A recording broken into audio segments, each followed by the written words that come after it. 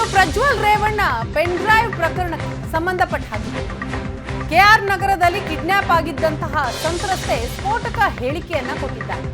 ನನ್ನ ಮೇಲೆ ಲೈಂಗಿಕ ದೌರ್ಜನ್ಯ ನಡೆದಿದೆ ಎಂದ ಸಂತ್ರಸ್ತೆ. ಮೈಸೂರು ಜಿಲ್ಲೆ ಕೆಆರ್ ನಗರದಲ್ಲಿ ಮಹಿಳೆಯ ಕಿಡ್ನಾಪ್ ಪ್ರಕರಣಕ್ಕೆ ಸಂಬಂಧಪಟ್ಟ ಹಾಗೆ ಆ ಮಹಿಳೆನೇ ಈಗ ಸ್ಫೋಟಕ ಹೇಳಿಕೆಯನ್ನ ಕೊಟ್ಟಿರುವಂತದ್ದು. ನನ್ನ ಮೇಲೆ ಲೈಂಗಿಕ ದೌರ್ಜನ್ಯ ನಡೆದಿದೆ ಅಂತ ಪ್ರಜ್ವಲ್ ರೇವಣ್ಣ ಲೈಂಗಿಕ ದೌರ್ಜನ್ಯ ನಡೆಸಿದ್ದಾರೆ. ಎಚ್ ಡಿ ರೇವಣ್ಣ ಲೈಂಗಿಕ ದೌರ್ಜನ್ಯ ನಡೆಸಿಲ್ಲ. ಎಸ್ಐಟಿ ಅಧಿಕಾರಿಗಳ ಮುಂದೆ ಸಂತ್ರಸ್ತೆ ಹೇಳಿಕೆಯನ್ನ ಕೊಟ್ಟಿದ್ದಾರೆ. ಪ್ರಜ್ವಲ್ ವಿರುದ್ಧ ಮತ್ತೊಂದು ಎಫ್ಐಆರ್ ಆಗುವ ಸಾಧ್ಯತೆ ಇದೆ. ಕಿಡ್ನಾಪ್ ಆದ ಮಹಿಳೆ ಹೇಳಿಕೆಯನ್ನ ಆಧರಿಸಿ ಮತ್ತೊಂದು ಎಫ್ಐಆರ್ಗೆ ಸಿದ್ಧತೆಗಳಾಗ್ತಾ ಇದೆ. ನಾಳೆ ಪ್ರಜ್ವಲ್ ವಿರುದ್ಧ ಮತ್ತೊಂದು ಎಫ್ಐಆರ್ ಆಗುವ ಸಾಧ್ಯತೆ ಇದೆ.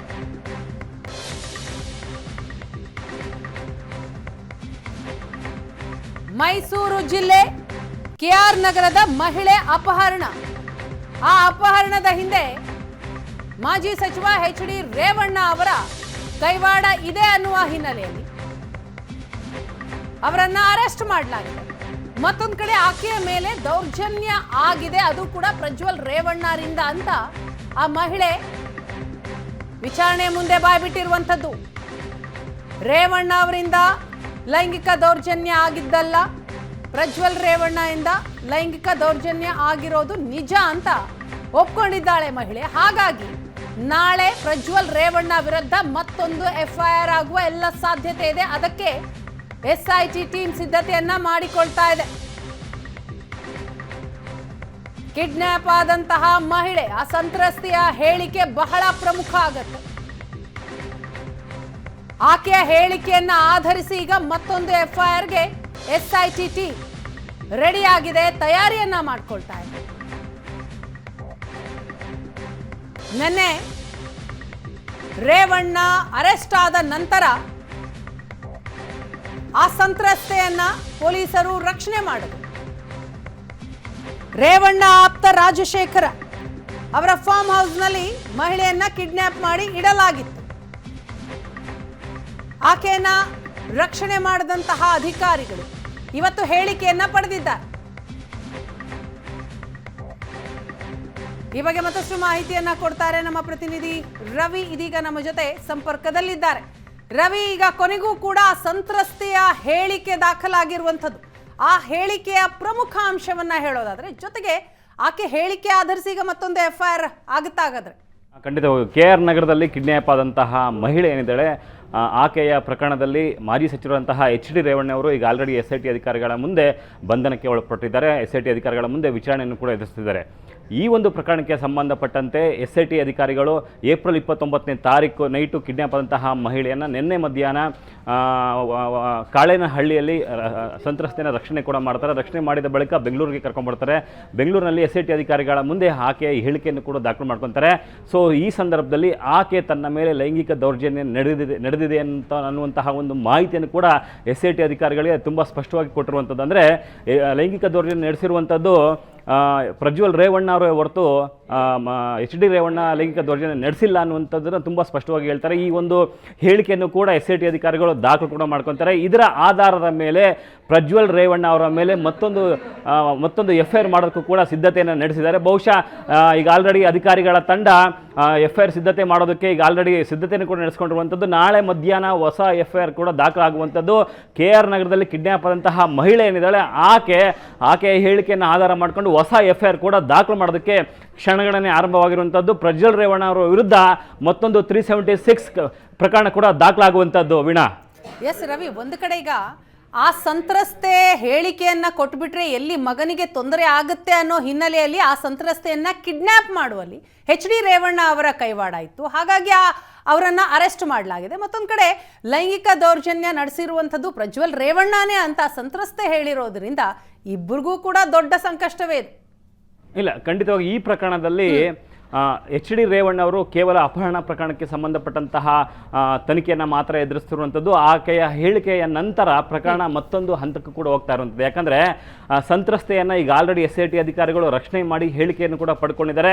ಅಪಹರಣ ಆಗಿದ್ದು ನಿಜ ಅನ್ನುವಂತಹ ಹೇಳಿಕೆಯನ್ನು ಈಗ ಆಲ್ರೆಡಿ ಹೇಳಿರುವಂತಹ ಹಿನ್ನೆಲೆಯಲ್ಲಿ ಎಚ್ ಡಿ ರೇವಣ್ಣ ಅವರ ಮೇಲಿರುವಂತಹ ಆರೋಪ ಅಪಹರಣಕ್ಕೆ ಮಾತ್ರ ಸೀಮಿತವಾದಂಥದ್ದು. ಆದರೆ ಆಕೆಯ ತನ್ನ ಮುಂದಿನ ಹೇಳಿಕೆಯಲ್ಲಿ ಮತ್ತೊಂದು ಹೇಳಿಕೆಯನ್ನು ಕೂಡ ಕೊಡ್ತಾರೆ. ಅಂದರೆ ನನ್ನ ಮೇಲೆ ಲೈಂಗಿಕ ದೌರ್ಜನ್ಯ ನಡೆಸಿದೆ, ಆ ಲೈಂಗಿಕ ದೌರ್ಜನ್ಯ ನಡೆಸಿರುವಂತಹ ವ್ಯಕ್ತಿ ಸಂಸದರಾಗಿರುವಂತಹ ಪ್ರಜ್ವಲ್ ರೇವಣ್ಣ ಅವರು ಅನ್ನುವಂತಹ ಮಾಹಿತಿ ಏನಿದೆ, ಈ ಒಂದು ಮಾಹಿತಿಯನ್ನು ಆಧಾರ ಮಾಡಿಟ್ಕೊಂಡು ಹೊಸ FIR ದಾಖಲು ಮಾಡೋದಕ್ಕೆ, ಅಂದರೆ ಆಕೆಯೇ ಈಗ ಕಂಪ್ಲೇಂಟ್ ಆಗ್ತಾಳೆ. ಹೊಸ FIR ನಂಬರ್ 3 ಹಾಕೋದಕ್ಕೆ KR ನಗರದಲ್ಲಿ ಕಿಡ್ನಾಪ್ ಆದಂತಹ ಸಂತ್ರಸ್ತ ಮಹಿಳೆ ಎಂದಳೆ ಆಕೆ ಇಲ್ಲಿ ದೂರುದಾರರಾಗ್ತಾಳೆ. ಆಕೆಯ ದೂರಿನ ಆಧಾರದ ಮೇಲೆ ಈಗ ಹೊಸ FIR ಕೂಡ ದಾಖಲಾಗುವಂಥದ್ದು. ಆಕೆಯನ್ನು ನಾಳೆ ಸಾಯಂಕಾಲ ನ್ಯಾಯಾಧೀಶರ ಮುಂದೆ 164 ಹೇಳಿಕೆಯನ್ನು ಮಾಡೋದಕ್ಕೂ ಕೂಡ ಈಗ ಆಲ್ರೆಡಿ ಸಿದ್ಧತೆಯನ್ನು ಮಾಡ್ಕೊಂಡಿದ್ದಾರೆ.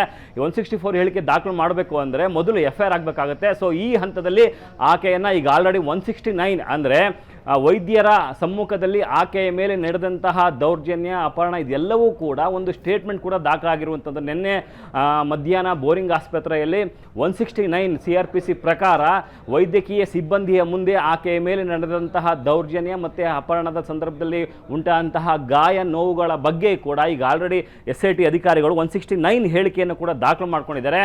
ಈ ಒಂದು ಸಂದರ್ಭದಲ್ಲಿ ಅಂದರೆ 169 ಆದ ಬಳಿಕ SIT ಅಧಿಕಾರಿಗಳು ಆಕೆಯನ್ನು ಅಜ್ಞಾತ ಸ್ಥಳದಲ್ಲಿ ವಿಚಾರಣೆ ಮಾಡುವಂತಹ ಸಂದರ್ಭದಲ್ಲಿ ಆಕೆ ತನ್ನ ಮೇಲೆ ಕೇವಲ ಅಪಹರಣ ಮಾತ್ರ ಅಲ್ಲ, ಲೈಂಗಿಕ ದೌರ್ಜನ್ಯ ಕೂಡ ನಡೆದಿದೆ ಅನ್ನುವಂತಹ ಮಾತನ್ನು ಹೇಳಿದೆ. ಅಂದರೆ ಎಚ್ ಡಿ ರೇವಣ್ಣ ಅವರ ಮನೆಯಲ್ಲಿ ಕೆಲಸಕ್ಕಿದ್ದಂತಹ ಸಂದರ್ಭದಲ್ಲಿ ಪ್ರಜ್ವಲ್ ರೇವಣ್ಣ ಅವರು ಲೈಂಗಿಕ ದೌರ್ಜನ್ಯ ನಡೆಸಿದ್ದಾರೆ ಅನ್ನುವಂತಹ ಮಾತನ್ನು ಕೂಡ ಹೇಳಿರುವಂತಹ ಹಿನ್ನೆಲೆಯಲ್ಲಿ ಈ ಒಂದು ಹೇಳಿಕೆಯನ್ನು ಆಧಾರ ಮಾಡಿಟ್ಕೊಂಡು ನಾಳೆ ಹೊಸ FIR ಕೂಡ ದಾಖಲಾಗುವಂತಹ ಸಾಧ್ಯತೆ ತುಂಬ ಸ್ಪಷ್ಟವಾಗಿದೆ ಅಂತೇಳಿ SIT ಅಧಿಕಾರಿಗಳು ಏಷ್ಯಾನೆಟ್ ಸುವರ್ಣ ನ್ಯೂಸ್ಗೆ ತಿಳಿಸಿದ್ದಾರೆ. ವೀಣಾ, ಎಸ್ ರವಿ, ಮತ್ತಷ್ಟು ಅಪ್ಡೇಟ್ಸ್ ಪಡಿತೀನಿ, ಹಾಗೆ ಸಂಪರ್ಕದಲ್ಲಿರಿ.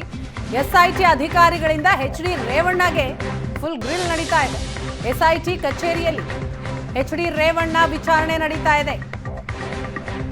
SP ಸುಮನ್ G ಪೆನ್ನೇಕರ್, ಸೀಮಾ ಲಾಟ್ಕರ್ ರಿಂದ ವಿಚಾರಣೆ ನಡೀತಾ ಇರುವಂಥದ್ದು. DK ಸಿಂಗ್ ಅವರ ಮಾರ್ಗದರ್ಶನದಲ್ಲಿ ಇಬ್ಬರು SPಗಳ ಮುಂದೆ ವಿಚಾರಣೆ ಆಗ್ತಾ ಇದೆ. ಸಂತ್ರಸ್ತೆ ಮಗ ನೀಡಿದ್ದ ದೂರು ಹಾಗೂ A2 ಆರೋಪಿ ಕೊಟ್ಟಂತಹ ಹೇಳಿಕೆ ಇದನ್ನ ಆಧರಿಸಿ ವಿಚಾರಣೆ ನಡೆಸಲಾಗ್ತಾ ಇದೆ. SIT ರಕ್ಷಣೆ ಮಾಡಿರುವ ಸಂತ್ರಸ್ತೆ ಹೇಳಿಕೆಯ ಆಧರಿಸಿಯೂ ಕೂಡ ಪ್ರಶ್ನೆಯನ್ನ ಕೇಳಲಾಗ್ತಾ ಇದೆ. ಎಚ್ ಡಿ ರೇವಣ್ಣ ಅವರಿಗೆ ಕೋರ್ಟ್ಗೆ ಹಾಜರುಪಡಿಸುವ ಮುನ್ನ ಪ್ರಶ್ನೆಗಳ ಸುರಿಮಳೆ.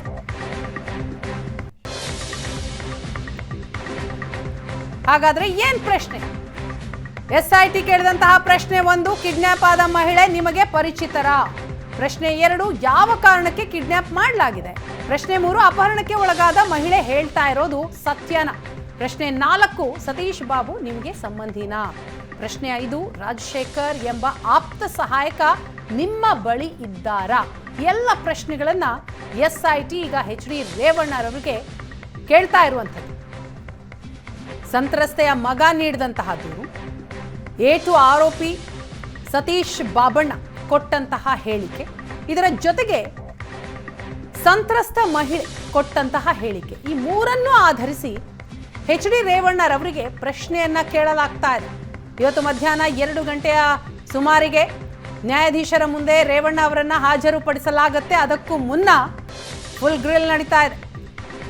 ಎಸ್ ರವಿ, ನಾವು ಗಮನಿಸ್ತಾ ಇದ್ದೀವಿ ಬೆಳಿಗ್ಗೆಯಿಂದಲೂ ಕೂಡ ಎಚ್ ಡಿ ರೇವಣ್ಣರ ವಿಚಾರಣೆ ಆಗ್ತಾ ಇದೆ. SIT ಕೇಳುವಂತಹ ಪ್ರಶ್ನೆಗೆ, ವಿಚಾರಣೆಗೆ ರೇವಣ್ಣ ಸಹಕರಿಸ್ತಾ ಇದ್ದಾರಾ? ಏನ್ ಮಾಹಿತಿ ಸಿಗ್ತಾ ಇದೆ?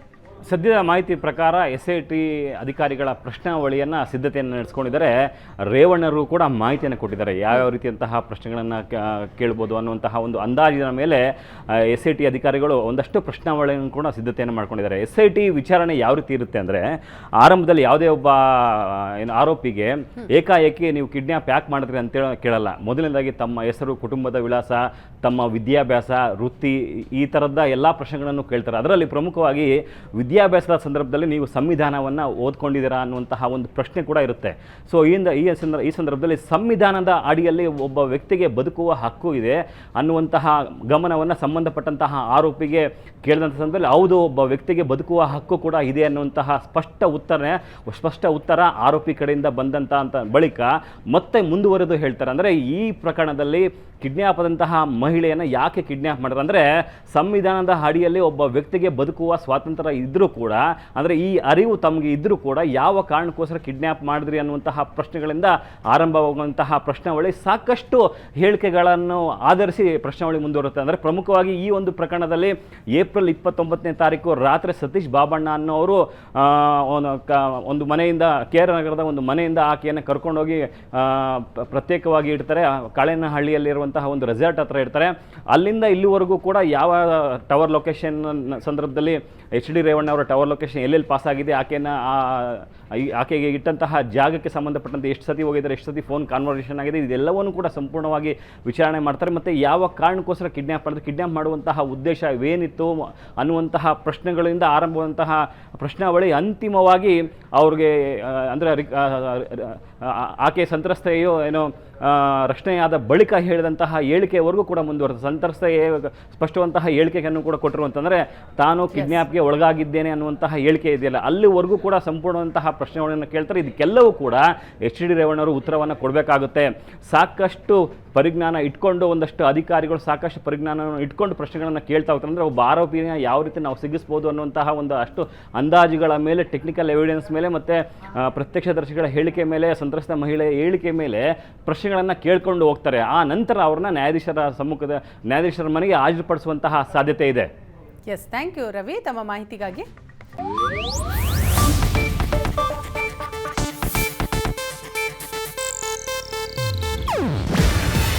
ಇದು ಏಷ್ಯಾನೆಟ್ ನ್ಯೂಸ್ ನೆಟ್ವರ್ಕ್ ಪ್ರಸ್ತುತಿ.